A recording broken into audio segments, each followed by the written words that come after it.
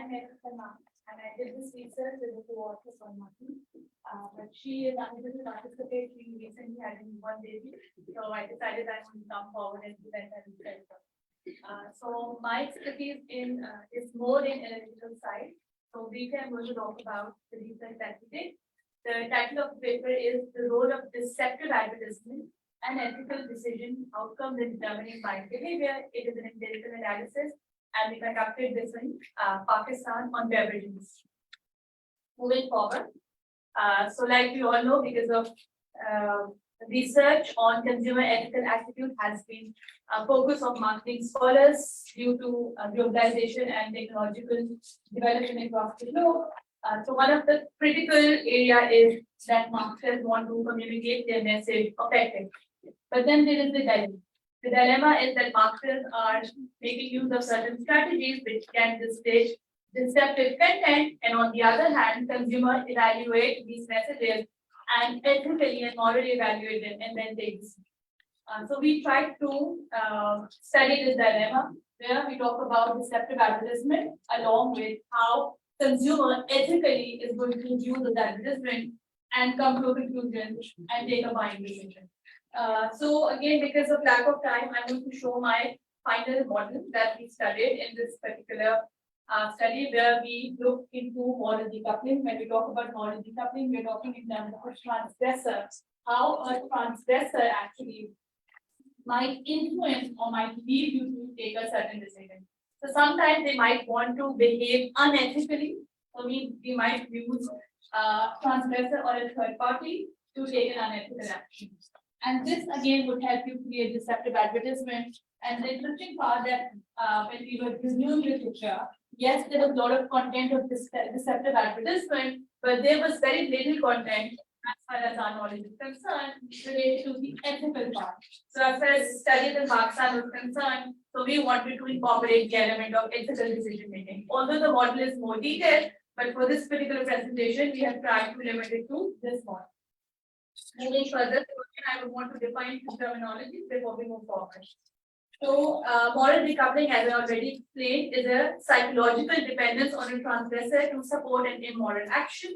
So, the first hypothesis that we tried to test was whether moral decoupling have an impact on deceptive advertising. So, again, I'm going to move on to my methodology that we did. So, we distributed a survey. Again, we were focusing on digital advertisement. We focused on beverage industry. So for that, we first conducted a short focus group based on which we shortlisted an advertisement, and then we actually based our research on that particular advertisement. So we were able to gather 378 respondents, data from 378 respondents, out of which 361 were usable.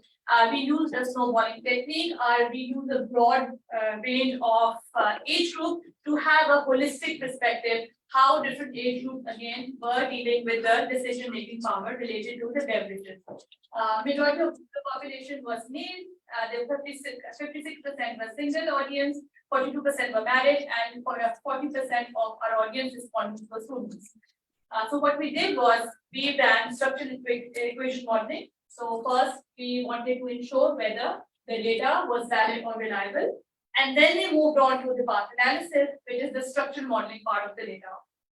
For mediation, there are basically two techniques that are mainly used. One is Zhao et al. 2010, and second is Barron. Both of them are similar, but we have used Zhao et al. Mediation analysis. Okay, so this is the instrument that we took, which is already there in the literature. We adapted it according to the beverage industry. So these are the sources of the instrument that we use for each variable. So as far as the constructs are concerned, we first tested for the factor loading. So all the factor loadings were greater than 0.5, which actually validated the part that our conversion validity code as EVE for each variable was greater than 0.5. And our composite reliability also helped because all the variables were greater than 0.7. So through this, we knew now the data is valid and reliable, and we can move forward with our analysis. We also conducted discriminant validity, which ensured that each variable or each construct that we are testing are different from each other. So again, the data actually showed that all these variables were different from each other. So after we were done with our validity and reliability analysis, we actually moved on to the main analysis, which is the path analysis. So the first relationship, and we are going to discuss this in detail, we found out that when brands were using or companies were using model decoupling strategies, it actually created deceptive, it was deceiving, it was helping to deceive. So again, in literature, the word deceptive, there has been a lot of argument of how deceptive advertisement have been defined. So again, there's diverse literature, but mainly deceptive advertisement talks about misleading, it could be exaggeration, it could be omission of information as well. So all these contexts has been used in deceptive marketing when we talk about deceptive advertisement. The next hypothesis that we tested was deceptive advertisement, whether it had an impact on buying behavior or not. This relationship was interesting. Why? Because we're going to move further. Because now we wanted to see whether the role of ethical decision making played a role or not. And which interestingly, what we found out was that yes, if you look at the indirect effect, they were all significant. So if you look at Barron's approach, this was full mediation, and if we look at Zhao et al. Research, it was indirect only mediation, which meant so these deceptive advertisements, when consumers are exposed to deceptive advertisement, so ethically they're going to process the information and then they're going to take the decision. So now, as marketers, they have to be very, very responsible while chalking down their marketing strategy. Because your individual consumer ethical and moral abilities are also going to play a role when they are making decisions. So moving further, so we found there was mediation relationship, which meant that the ethical decision did have an impact on purchase decision.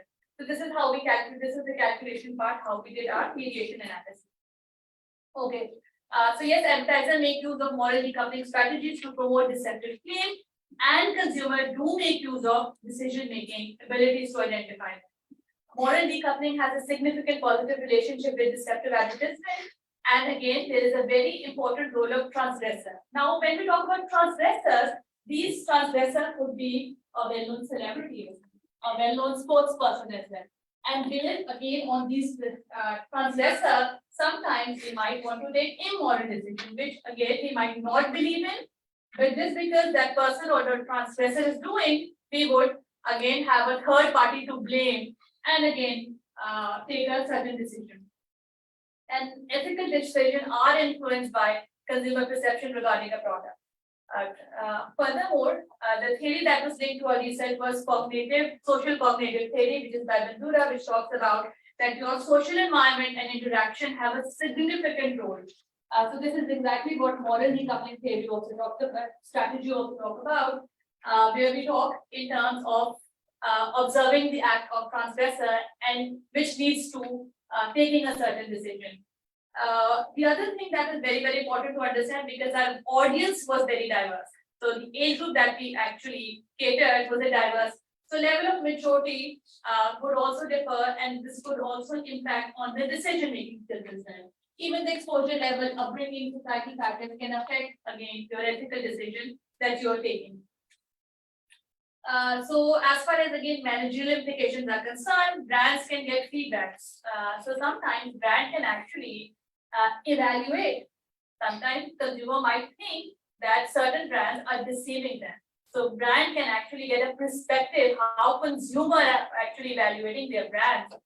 Secondly, marketers can develop strategies using transgressors to communicate their message effectively. Secondly, now that the consumer are more aware and well informed, so they might want to again strategize strategies by providing more information to the consumer rather than hiding or misleading or omitting the information.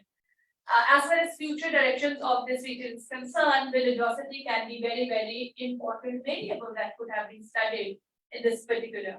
Again, when we talk about deceptive, we took an overall perspective of deceptive advertisement. We could further again talk in terms of humor, sarcasm when we talk about deceptive advertisement. So if there's any question, this was again a research that we did. If there's any question, you're moving on.